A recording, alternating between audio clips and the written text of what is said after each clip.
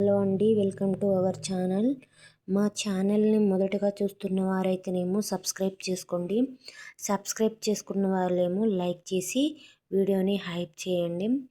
దోసకాయలో చాలా వెరైటీస్ ఉంటాయి. దోసకాయ టమాటా, దోసకాయ చట్నీ, అలాగే దోసకాయ పులుసు, దోసకాయ గ్రేవీ ఎలా చేయాలో నేను మీకు ఎక్స్ప్లెయిన్ చేస్తాను. నేర్చుకొని బ్యాచిలర్స్ అయినా కానీ చిన్నపిల్లలైనా కానీ తల్లిదండ్రులు బాగాలేకుండా ఉన్నప్పుడు పిల్లలైనా చేసి పెట్టాలనే ఉద్దేశంతో నేను ఈ వీడియో చేస్తున్నాను. ఏం లేదండి, ఇప్పుడు పచ్చిమిర్చి యాజ్ ఇట్ ఈజ్గా వేసుకోవచ్చు. నేను 3 తీసుకున్నాను. ఒక ఆనియన్, కేజీకైనా హాఫ్ కేజీకైనా ఇవి సేమ్ తీసుకోవాలి. ఒక 4 ఎల్లిపాయ రెబ్బలు. నేను చెప్పాను కదా, ఎల్లిపాయల రెబ్బలు పరగడుపున తింటే రక్త ప్రసరణ జరుగుతుంది. అలా తినలేని వాళ్ళు డైలీ కూరలో వేసుకుంటే కుటుంబంలో అందరి హెల్త్ బాగుంటుంది. అందుకే నేను ప్రతిరోజు కూరలో తప్పకుండా వేస్తాను. అలాగే జీలకర్ర వచ్చేసి మనకు యాసిడిటీ ఏమన్నా ఉంటే పోతుంది. ఆ ఉద్దేశంతో కూరలో కూడా వేసుకోవాలి. 1/2 టీ స్పూన్. అలాగే పసుపు, ఉప్పు రుచికి తగినంత వేసుకోవాలి. కారం కూడా మెన్షన్ చేస్తున్నాను. కారం ఏంటంటే నేను 1.5 స్పూన్ వేసుకుంటున్నాను. మీరు ఎంత కావాలో, ఎక్కువైతే ఎక్కువ వేసుకోండి, తక్కువ కావాలనుకుంటే తక్కువ వేసుకోండి. చింతపండు మాత్రం ఒక నిమ్మకాయలో సగం చెక్క కోస్తారే అంత చింతపండు తీసుకుంటే చాలు. అది నానాలి. మనం గ్రేవీలాగా చేసుకోవాలంటే పులుసు రావాలి అంటే వాటర్ ఎక్కువ పోసుకోవాలి, చింతపులుసు. ఒకవేళ గ్రేవీలాగా కావాలి అనుకుంటే వాటర్ తక్కువ పోసుకోవడమే, ఏమీ లేదు. అందుకే నేను చింతపండు అనేది ఎక్కువ ఉండకూడదు. దోసకాయ అనేది కొంచెం స్పైసీ కారంగా ఉంటేనే బాగుంటుంది. అందుకే చింతపండు తక్కువ వేసుకోండి. ఒకవేళ చింతపండు ఇష్టం లేని వాళ్ళు నిమ్మ చెక్క ఉంటుంది కదా, ఆ నిమ్మ చెక్కని సగం ముక్కలాగా చేసుకొని ఇది మగ్గేటప్పుడు పిండి కలిపేసుకోవాలి. అలాగే వాటర్ 1 కప్పు. ఈ చింతపులుసు నానేసి పిండుకుంటాం కదా, 1 కప్పు. నేనైతే 1 కప్పు తీసుకుంటున్నాను. మీరు రుచికి సరిపడా తీసుకుంటారో, ఇంట్లో 4 ఉంటారు, నలుగురిని బట్టి ఇంకొంచెం ఇంకా ఎక్కువ గ్రేవీలాగా చేసుకుంటారో అది మీ ఆప్షన్. అలాగే ఆయిల్ అనేది చిన్నవాళ్ళని పెద్దవాళ్ళని చూసి వేసుకోండి. ఓకే అండి. ఇక దోసకాయని చెక్కు తీసుకొని ఇలా మీకు కావాల్సిన సైజులో కోసుకోవాలి. నేనైతే మీడియం సైజులో కోసాను. పెద్దగా కావాలన్న వాళ్ళు పెద్దగా కోసుకోవచ్చు. అలాగే గ్రేవీకైనా పులుసుకైనా ఉల్లిపాయల్ని ఇలా పొడుగ్గా సన్నగా తరుక్కోవాలి. పచ్చిమిర్చి 3 నిలువుగా చీరుకోవాలి. ఇది మాత్రం మీరు ఏ షేప్లో కట్ చేసుకుంటారో మీ ఇష్టం, కానీ ఇలా పొడుగ్గా చీరుకుంటేనే టేస్ట్ ఉంటుంది. దోసకాయకి గింజలు కావాలన్న వాళ్ళేమో గింజలు ఉంచుకోండి, గింజలు వద్దు అనుకునే వాళ్ళేమో గింజలు తీసేసుకోండి. ఎల్లిపాయలను ఇలా సన్నగా తరుక్కోవాలి. ఒకవేళ ఇలా సన్నగా తరగలేని ఓపిక లేనప్పుడు ఇలా కొంచెం చిదుముకొని వేసుకోవాలి. ఈ దోసకాయ కేజీ తీసుకుంటే 3 టమాటా వేసుకోవాలి, చిన్నవి. ఒకవేళ 1/2 కేజీ తీసుకుంటే 2 టమాటా వేసుకోవాలి. గ్రేవీలాగా చేసుకోవాలి అనుకుంటే టమాటాని మిక్సీ పట్టి ఇది మగ్గేలోపు అది వేసేసి గ్రేవీలాగా చేసుకోవాలి. ఒకవేళ టమాటా ఇష్టం లేని వాళ్ళు చింతపండు వేసుకోవాలి. చింతపండు ఇదే కొలత, కొంచెం పావు చెక్క, నిమ్మకాయలో పావు చెక్క అంతా, 1/2 చెక్క అంతా తీసుకొని వేసుకోవాలి. అలాగే చింతపండు కూడా వద్దు అనుకునే వాళ్ళేమో నిమ్మకాయ సగం చెక్క వేసుకుంటే చాలు. కేజీకైనా 1/2 కేజీకైనా పావు కేజీకైనా 1/2 చెక్క నిమ్మకాయ వేసుకుంటే సరిపోతుంది. ఎందుకంటే నిమ్మకాయ పులుపు ఎక్కువ ఉంటుంది, అందుకోసం 1/2 చెక్క తీసుకోవాలి. ఓకే, స్టార్ట్ చేస్తున్నాను కర్రీ ఎలా చేయాలనేది. ఓకే, స్టవ్ ఆన్ చేశాను, బౌల్ పెట్టాను, ఒక గిన్నె పెట్టాను. ఇప్పుడు పోపుకి కొంచెం ఆయిల్ వేసుకోవాలి. నేనైతే ఒక చిన్న పావు వేసుకుంటున్నాను. పెద్దవాళ్ళ దృష్టిని ఆలోచనలో పెట్టుకొని ఆయిల్ వేసుకోండి. ఎక్కువ కావాలన్న వాళ్ళు ఎక్కువ వేసుకోండి, తక్కువ కావాలన్న వాళ్ళు తక్కువ వేసుకోండి. కర్రీకి ఒక పావు, చిన్న పావుతో సరిపోతుంది. ఆయిల్ అనేది హీట్ ఎక్కాలి. చూడండి, ఆయిల్ అనేది హీట్ ఎక్కింది.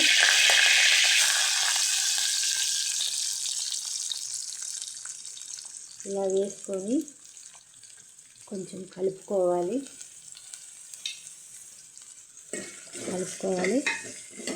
ఉల్లిగడ్డ అనేది సన్నగా తరిగిన లేకపోతే మందంగా తరిగిన, ఇవి తొందరగా మగ్గాలి అంటే ఒక చిటికెడు ఉప్పు కంపల్సరీగా వేయాలి.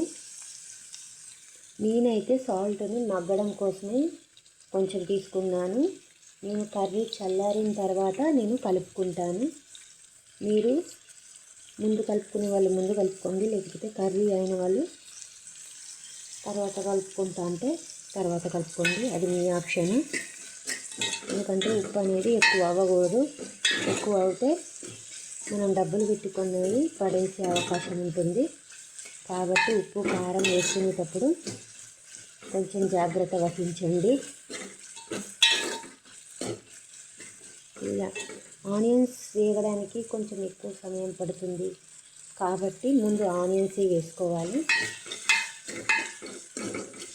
తర్వాత మనం నిలువుగా చీరుకున్న పచ్చిమిర్చిని వేసుకోవాలి. మరొకసారి కలుపుకోవాలి. తర్వాత ఇది కొంచెం మగ్గుతూ వస్తుంది కాబట్టి ఇప్పుడు మనము జీలకర్ర వేసుకోవాలి. జీలకర్ర అనేది సున్నితమైనది కాబట్టి తొందరగా మాడిపోతుంది. ముందే వేస్తే కూర చీదకే అవకాశం ఉంటుంది. కాబట్టి ఈ రెండు మగ్గడానికి వస్తున్నప్పుడు జీలకర్ర, అలాగే మనం తీసుకున్న వెల్లిపాయలు వేసుకొని మరొకసారి కలుపుకోవాలి.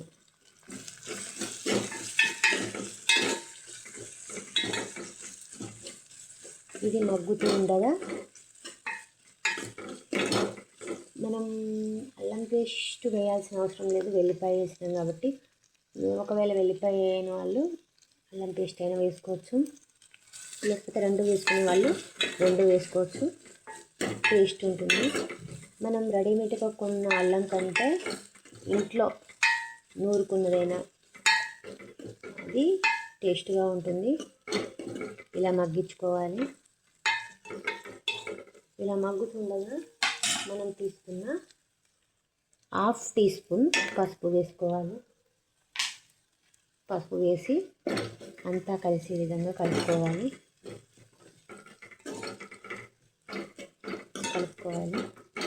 మనం ఎంత కష్టపడి చేసి తిన్నవాళ్ళు బాగుంది అంటే మనము వంట చేసిన కష్టాన్ని మర్చిపోతాము. కాబట్టి వంట చేసేటప్పుడు జాగ్రత్త, అడుగంటకుండా, అలాగే ఉప్పు కారాలు ఎక్కువ కాకుండా చూసుకోవాల్సిన బాధ్యత వంట చేసే వాళ్ళ మీద ఉంటుంది. ఓకే, కలుపుకున్నాం కదా. ఇప్పుడైతే దోసకాయ ముక్కల్ని వేసుకోవాలి.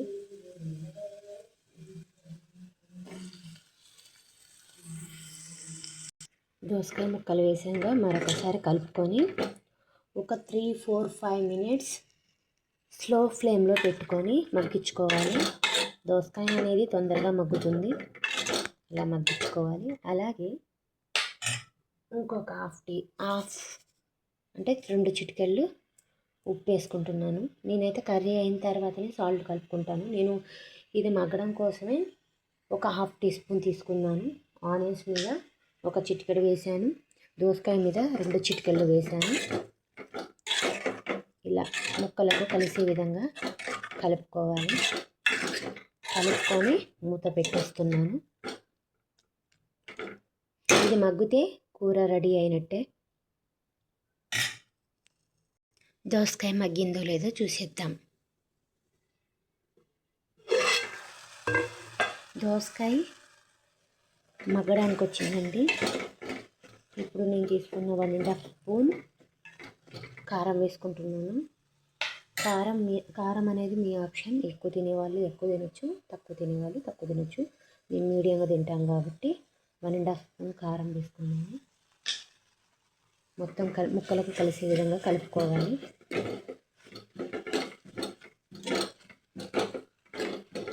కలుపుకొని మరొక 2 మినిట్స్ మూత పెట్టుకొని మగ్గించుకోవాలి. మూత పెడితే తొందరగా మగ్గుతుంది. ఎలాంటి వెజిటేబుల్స్ అయినా కానీ మూత పెట్టడం వల్ల ఆవిరికి తొందరగా మగ్గుతుంది. మూత పెట్టేసుకొని మరొక 2 మినిట్స్ మగ్గిస్తే మనకు కర్రీ దగ్గర పడుతున్నట్టుగా వస్తుంది. మూత తీసి చూసేద్దాం. ఓకే, దోసకాయ అనేది మగ్గింది. ఇప్పుడు మనం తీసుకున్న చింతపులుసు పోస్తున్నాను. ఏం లేదండి, మనం కర్రీలో అన్ని ఇంగ్రీడియంట్స్ వేస్తూ కోపంగా చేస్తేనేమో సరిగ్గా కుదరదు. అదే మనం ప్రేమగా మన వాళ్ళు తిని సంతోషంగా ఉండాలి అనుకుని మనం ప్రేమగా చేస్తూ ఏమీ వేయకుండా చేసినప్పుడు టేస్ట్ ఎక్కువగా ఉంటుంది. కాబట్టి అది దృష్టిలో పెట్టుకొని చేసుకోండి. ఓకే, మరొక 2 మినిట్స్ మగ్గితే కర్రీ రెడీ అయినట్టే. కలుపుకోవాలి. చింతపులుసు ఎక్కువ కావాలన్న వాళ్ళు, ఇంట్లో 4 ఉన్నారు అన్న వాళ్ళేమో ఇంకా కొంచెం పోసుకోవచ్చు. లేదు 2 ఒకరే అన్న వాళ్ళేమో గ్రేవీ లాగా చేసుకోవచ్చు. ఇలా కలుపుకొని మూత పెట్టుకోవాలి. తర్వాత రెడీ అయినట్టే. మూత తీసేద్దామండి. ఓకే, కర్రీ అయితే రెడీ అయిందండి. స్టవ్ ఆఫ్ చేస్తున్నాను. ఈ కర్రీని మనం చపాతీలోకైనా కానీ, పుల్కాలోకైనా, లేకపోతే వేడివేడి రైస్లోకి చాలా బాగుంటుంది. చేసుకొని ఆస్వాదించండి. అలాగే లైక్ అండ్ సబ్స్క్రైబ్ చేయడం మర్చిపోకండి. మీరు లైక్ అండ్ సబ్స్క్రైబ్ చేయడం వల్ల ఈ వీడియో అనేది మరికొందరు చూసి నేర్చుకోవడానికి ఉపయోగపడుతుంది. నాకు ఈ ఆపర్చునిటీ ఇచ్చిన యూట్యూబ్ ఛానల్ వాళ్ళకి thank you very much. Okay, bye friends.